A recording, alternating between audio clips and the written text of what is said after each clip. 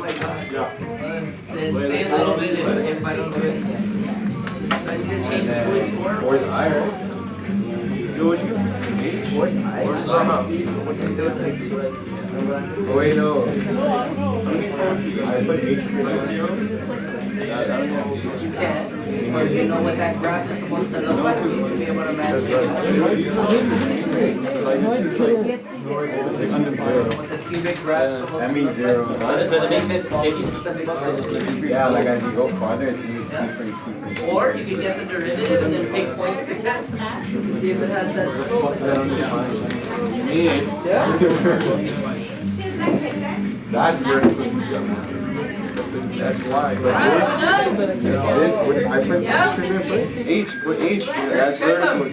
Oh no, that's not vertical. It's just For this one, I'm pretty. The other one's Which one are fourth?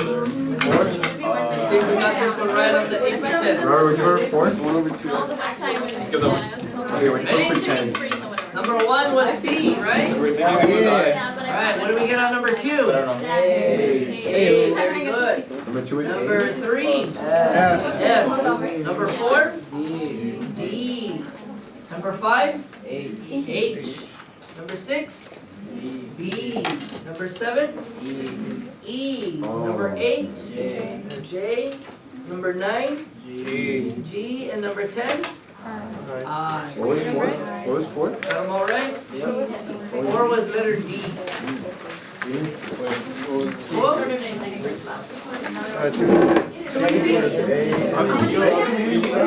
Alright, and for the last thing. 3 was not B. The last thing they could possibly ask me to do is to state the domain of the particular solution to the differential equation. There's a couple of things that you have to consider when doing this, okay? So the first one is that it must meet the demands for the domain of the differential equation. Alright, so if they ask for the domain at some point, you started off with a differential equation, you got your particular solution. You have to go back to that differential equation and think about what is the domain of that differential equation. And keep that in mind. That's the first thing. The second thing is that it must meet the demands for the particular solution. Okay, so you have the domain for the derivative, you have the domain for the original equation. Okay? Then the third thing is that the domain can only be one interval. And it's going to be the largest possible interval that meets the demands of the derivative, the demands of the original equation, and includes the given point. You understand? Sort of, kind of? Let's go through it, okay? Remembering ultimately that domain is all the what? All the possible x values, right? Okay, so remember, domain is what? X values. Alright. Find a solution to this differential equation if f of negative 1 equals 2, and then state the particular solution's domain. Alright, so let's start off by finding the particular solution. Right? So we separate the variables. What do we get? Oh, y dy. Y dy is equal to 1 over x squared dx. x to the negative 2 dx, or 1 over x squared dx. Same thing? I just didn't want to have to write that and then write it again. Are we okay? Everybody understand how I got to here? Just cross multiplied, right? Alright, so then we integrate both sides. So the integral of y is what? 1/2 y squared equals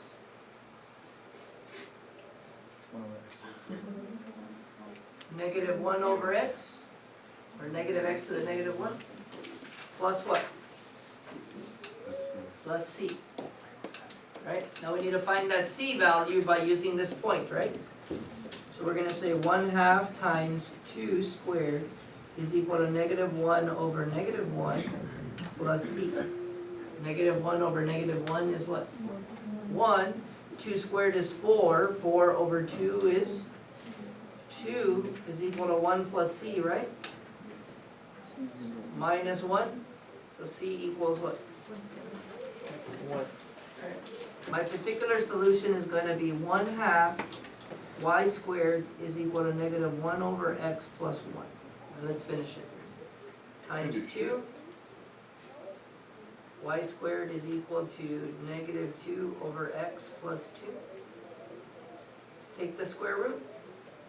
Which one is it, the positive or the negative? Positive because of this 2, right? Good. Negative 2 over x plus 2. Are we okay? Now we're ready to find the domain.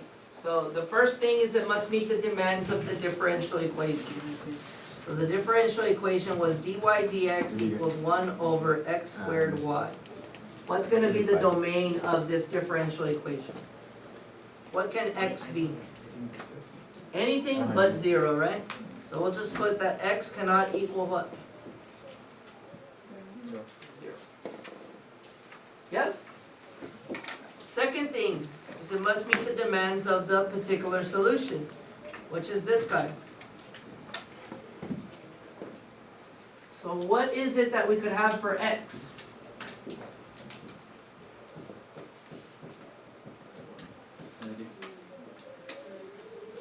Whatever's in here has to be what? Positive or? Only greater than 0? Can't be 0? No, but just that. But just That that can one. be 0, yes. Yes. That could be 0? Yeah. We can get the square root of 0? X could be some other number, right? That's gonna make it be 0, right? You understand? Yes? If it's 1, x can be 1, right? Okay, cool. So, what do you think we should do for this? Where would it be undefined? Where I get what? When I end up getting, when x can't be 0, right? For sure? What else can it not be? We can't get a negative in there, right? How are we gonna figure that out? Can't be 0 or anything positive. Let's rewrite this to be a single fraction. Okay? So if I rewrite it to be a single fraction, the common denominator is gonna be x, right? So this is really like having negative 2 plus 2x, right? Over what? X. Now I wanna know when this inside is going to be positive and when this inside is gonna be negative, right? And when it's gonna be 0. So that way I can know when or what values are part of its domain. So that would be like trying to create a what for it? A sign line. Okay? So let's make a sign line for this. Just the part inside. That part inside has to be greater than or equal to what? 0. To 0. Alright, when is it going to be equal to 0? When the numerator is 0, and that's going to be when x equals what? When x equals 1. So 1 is included in my domain. It's okay to have 1, right? What is it not okay to have? 0, because that's when this will be what? Undefined? Alright, so let's see, on the left of 0, if I pick something over there, what kind of answers would I get? Let's say negative 1. Negative 1 times 2? Negative 2, right? This was plus, right? So negative 2 and negative 2, that's negative 4, divided by negative 1? Positive answer? Okay. How about something between 0 and 1? Half? Half of 2? 1, negative 2 plus 1? Negative divided by half? Negative, right? How about something greater than or equal to 1? Not equal to, because we know it's 0, but something bigger than 2. 2 times 2, that's 4. Take away that is positive. Over 4. Over 2 is positive.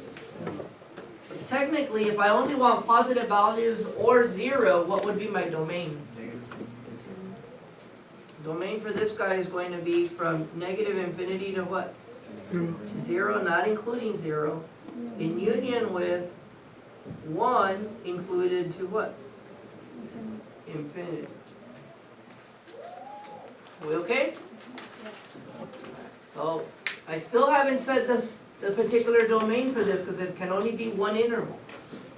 Okay, remember that it has to satisfy both. So I want the largest interval, right? That meets I see your question, right? both demands. And includes the point. What was the point? -1, 2. So which one would satisfy both demands and include that point? So this one was x cannot equal to 0. Right? This one was both of these, and the point is -1, 2. So where does -1, 2 fall? Negative infinity to 0, right? Is this not including 0 like it said up there? Yes. So that means that the domain is what?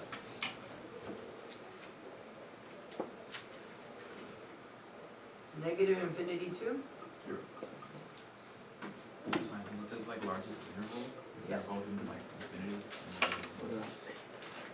In this case, it wouldn't matter, right? But like, let's say this was an interval up here, like from somewhere to somewhere, then you would have to be careful. So infinity would be larger than like 0 for, Right, yeah. okay? And it also has to include the given point. Cool? You understand why we can't pick this one? This one doesn't satisfy this requirement, right?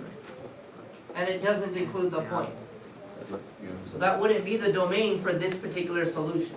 If I use that domain, I wouldn't even be seeing this graph. You understand? Alright, cool. Any questions? No?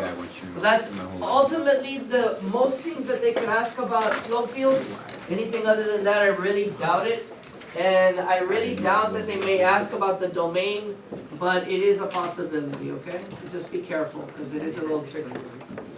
Cool?